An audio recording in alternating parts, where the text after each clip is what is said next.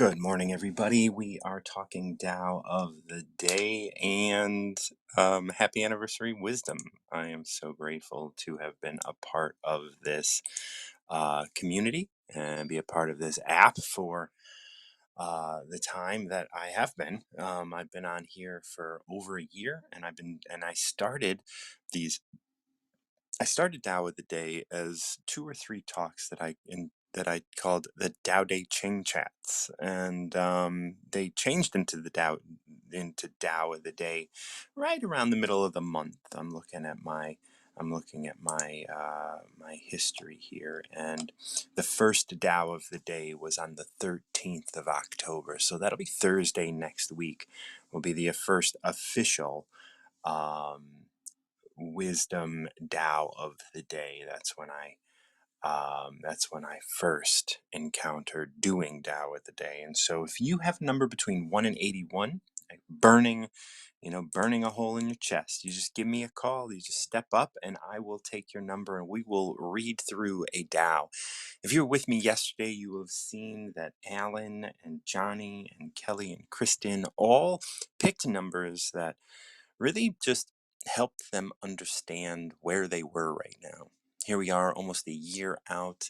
I am 1 week away from having done the first Tao of the Day, the first official Tao of the Day, and I did it, and I started doing that every day for a long time. And then after about 6 months, I started taking a couple days off a week. But I think this week I only missed 1 day, and it's really really grateful for the ability to be able to come on here and do the Tao and present the Tao to you. The Tao is an ancient text written about 600 BCE, and I am so grateful for all that the Tao has done for me, because the Tao, it helped me through my recovery.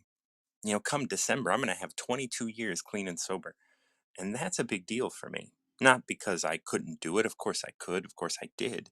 It's not like and I don't really count days, but 22 years is a long time, and I need to be able to pat myself on the back a little bit for having achieved that. But a big reason that I was able to achieve that is because I was introduced to the Tao. And that's what I'm here to do. Like, I don't know what drove me to actually do the Tao. I've done Tao of the Day on every platform. I did it on Instagram. I did it on Facebook. I just writing about the Tao. But this version of Tao of the Day, this version of doing the Tao where I talk to somebody and we read through a Tao together. There's 81 chapters. I don't know that anybody that I've talked to has picked 81 numbers. I am going to be making an app for Tao of the Day, where you'll be able to pick a number and then get recordings that were made here on Wisdom of me talking about those numbers, as well as read the text and the notes that come with the text and my translation notes or my rendition notes, so that you understand the whole of the chapter that you picked. And then you'd be able to pick numbers and turn off numbers you've already picked, so that you can kind of explore the Tao in new ways. But until then, I'm here to take your number and we can read through each of these as you pick them. So if you have a number between 1 and 81, definitely step up and let me know. Let me know what number it is, and then we can talk all about what the Tao has to offer you today. Because the Tao is, as an ancient text, it has a connection with people. It has a connection with mankind. It has a connection to each and every one of us. And I know that that's something that you could say, I don't know anything about the Tao, but really, the Tao's been around for a long time, and it is a part of our collective consciousness. So when you say, I want to read number 6, there's a reason that number 6 is being called to you. Even if you think, oh, I'm doing this, I'm making this. Yes, you have free will, sure, but you are never not living in collaboration with Tao. So Tao is here with you. And once again, Tao isn't anything, right? Tao is everything, but it's just a word. I don't want you to think that like I'm trying to replace God or I'm trying to, you know, put anything in front of anything else. It's just this is what it's called. For lack of a better word, we use the word Tao. And that's what it says essentially in the first verse, which is words are particular, they cannot express Tao. To have a name is to be limited to manifestation. That which is nameless is the source of all manifestation. That which is nameless is the source of all manifestation. It is the source of everything that you have experienced in your life. And because of that, and because, like it is nameless, it is perfect. And there is no way that we can put a name and try and keep in a box that which is nameless, that which is bigger than everything else. There's no way that we could do that. And that's what gratitude is. That's what love is. That's what all of these things that we experience in our lives are. Like we experience this from one moment to the next moment. And what is it? Well, if you give it a name, you're closing yourself off to it. You're closing yourself off to what can possibly be. And you're saying, okay, this is good, this is bad, this is right, this is wrong, this is up, this is down, this is like all of those things can change at any moment because it's manifestation. But when we get beyond the manifestation, we stop trying to limit ourselves to a doctrine, stop trying to limit ourselves to a name, stop trying to limit ourselves to anything that is that is held within a box. You cannot be held within a box. You cannot be limited to a name. So if your name is George, well, what people think George is held within certain confines, within a certain box. And as soon as you name it George, well, you've limited it. And that's what this first verse continues to go on to say. Self-referential, those who name themselves. We name a tree. Okay, here's a silver maple. Beautiful. That's a silver maple. Now, all other silver maples are like this, and then this is what silver maples do, and this is where they grow, and this is what they are, and da da da da da. All of these things. This is what makes up a silver maple. Here's a book, and I can tell you all about it. But if we were to look further into what the essence and into the spirit of that silver maple, we would see that actually there's no limit to it, because actually the silver maple came up in a ship, and the silver maple came up in a fire, and the silver maple came up in a house, and the silver maple, like, this is actually everything. And that's you as well. And it's not just in the manifestation, it is deeper than that. There is a spirit in that silver maple, and it is out here with us as well. And so when we get to this place of naming and keeping things in a box, we can only understand things sometimes as they exist in the box. And we can't understand them outside of the box. And if we can't understand them outside of the box, then we get really lost in trying to understand ourselves. And that's what this line, self-referential, those who name themselves. So referring to self, constantly referring to self, constantly comparing ourselves to the outside world and saying like, this is who I am in relation to that which is around me. This is who I am in relation to that which I see external to myself. This is who I am. Once I see that, once I start to express that and experience that, that is why I want to reference myself. That's why I become self-referential. Okay, well, I named the tree. Well, if I named the tree, what am I? Well, I am this thing that is in relation to everything else. Now, all of a sudden, we are so far from the truth of everything, which is that it can't be given a name. Sure, you could try, and you could hold it to that name, and you can hold yourself to that name, and you can tell yourself you are a mother, or you are a father, or a brother, or you hold these qualities is that can be held within a box. Sure, you can tell yourself though that until you're blue in the face, but the reality is that you're more than that. I don't care how many books, how many volumes of books, I don't care how many libraries you fill with all of the things that you are still more than that. And you will always be more than that.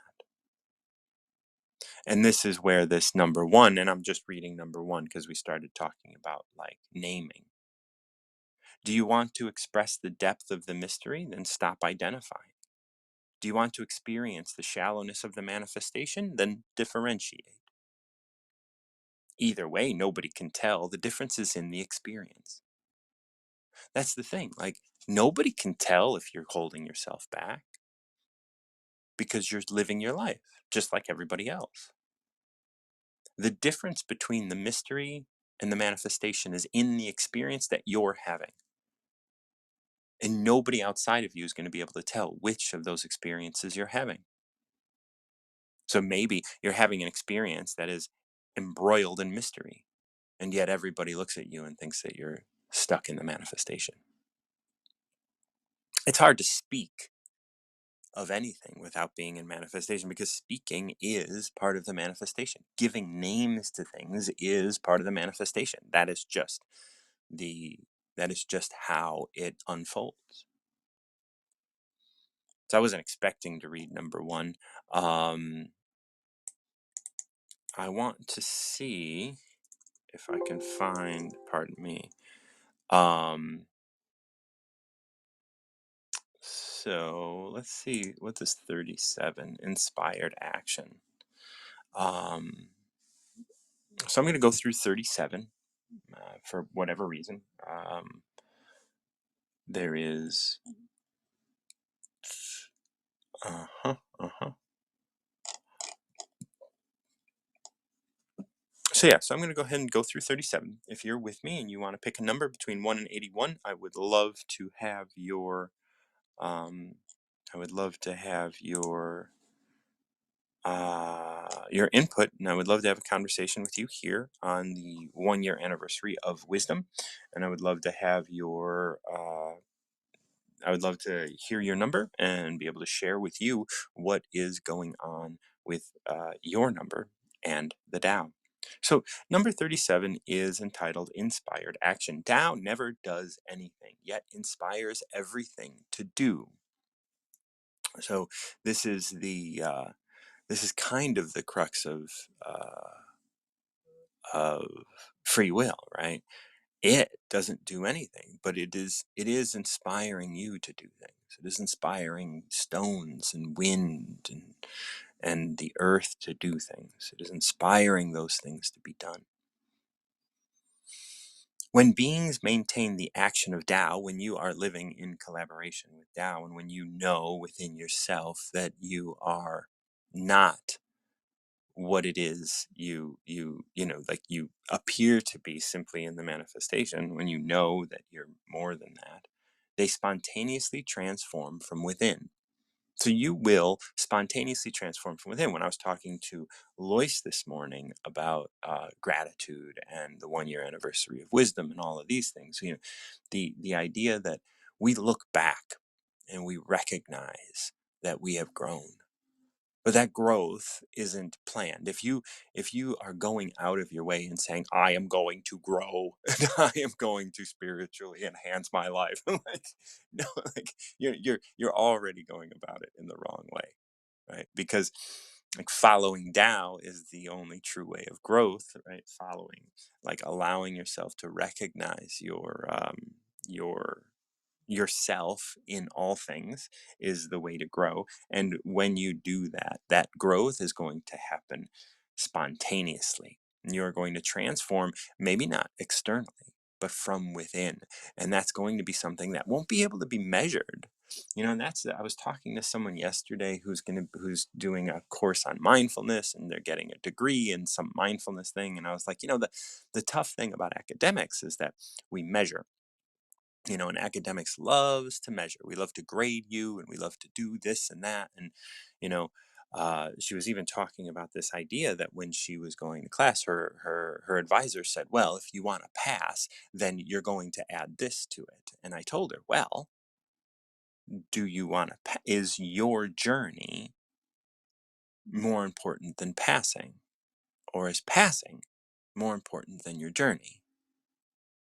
And it was all about this idea that, you know, can one, and this is what Dr. Rao is always telling me, and kudos to Dr. Rao, love him, love all that he does. If you don't follow him, if you're not paying attention to what Dr. Rao is saying, I think that's a missed opportunity, and I would definitely reach out to Dr. Rao and join him and listen to him very intently, because he has a lot to offer.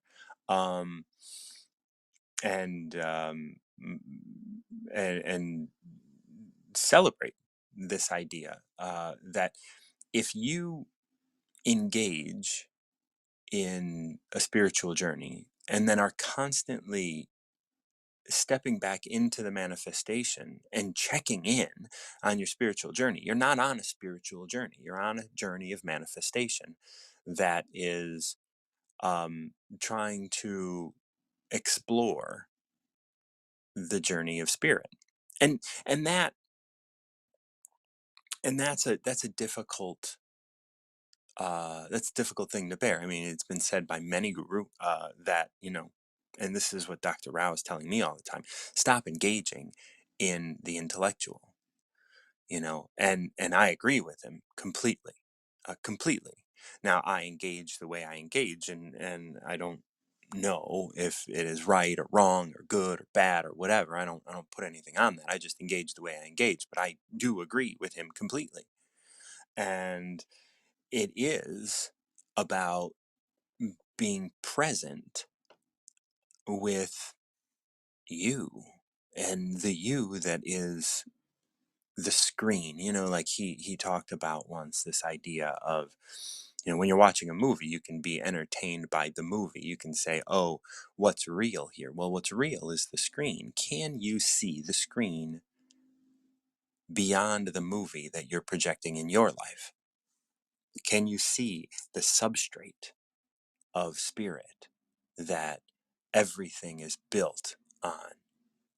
Or do you get lost in words, or do you get lost in proof, or do you get lost in all of the things that are in the manifestation? So when beings maintain the action of Tao, they spontaneously transform from within. So my friend who's going through this course, like, she will ultimately be trying to follow the course of Tao, but every every chance she gets, she's going to have to revert to the ego and write something down and analyze and do all of these things, rather than allowing it to be what it is. And then when she was talking to her advisor said, "Well, if you want to pass, here's this thing." And I said, "Yeah, well, what's more important? You and your journey, you and your mindfulness, or your grade?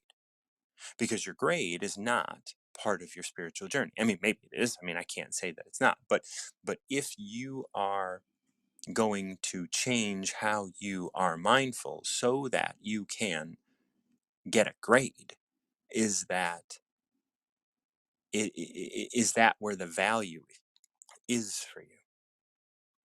When that transformation acquires a name or an identity, external forces inspire actions from desire.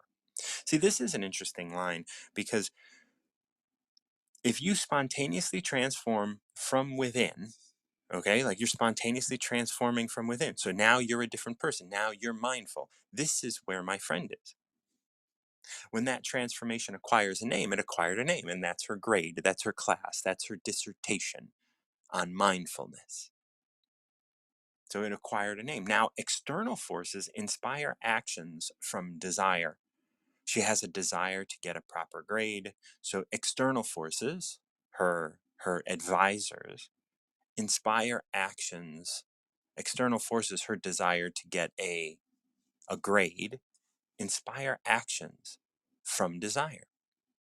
All of her actions are now inspired from desire, even though she started transforming naturally from within, because she started following Tao. Unfortunately, In following Tao, that transformation led her to a place that she wanted to anchor. When that transformation acquired a name, it acquired a name. Oh, I want to get a degree in mindfulness. Okay, now as I journey into this exploration of mindfulness of my own life, I want the approval of others in order to do that, to prove that I'm so.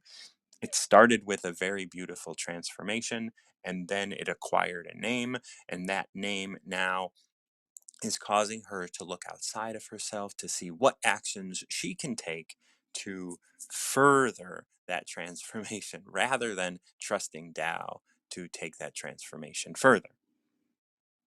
Actions without identity are free from external goals. Actions without identity. So she naturally moved towards mindfulness, and then she added her identity to it. Then she added all of this stuff to it in order for her to see the external goals, and now she wants to explore those external goals. Without desire, honoring stillness, all things are at peace. And that's what this is. That's what this is talking about. It's talking about this idea that, like, actions without identity, take your identity out of it, allow yourself to act without your identity, be free from the external goals of, writing your dissertation, be free from the external goals of the grade. Don't have a desire to hold a degree. Honor the stillness, all things will be at peace. That doesn't mean you won't get a degree, but don't allow the getting of the degree to alter how you are going to be mindful. If it is just in the course of your mindfulness, and this is like, like I said, in something that Dr. Rao talks to me about all the time. Well, if nobody wants to step up and pick a number, I'm going to end it there. 37, such a beautiful verse. Thank you so much for joining me today. And once again, this is a celebration of the 1 year anniversary of um, a celebration of the Tao and the 1 year anniversary of wisdom. Maybe I won't be able to do anything special on the 13th, but for the 1 year anniversary of the first Tao of the day here on Wisdom. So I'm probably just gonna, alter the title like I did here today, and we'll explore that. Well, thank you so much for joining me for Tao of the Day. If you benefit from the work that I'm doing here, I always am open to accepting financial support. And I want to just give a shout out and send a little love to everybody that's celebrating the 1 year anniversary of of wisdom, and all of my friends. I love I love all of you, like every one of you that I have interacted with, especially for those that I've interacted with on the Tao. We have made some deep connections, and I really appreciate all that you have given me, and all that I have learned. So thank you so much to each and every one of you. Happy anniversary, wisdom, and happy wisdom, everybody that is connected. Well, until next time, keep recovering yourself.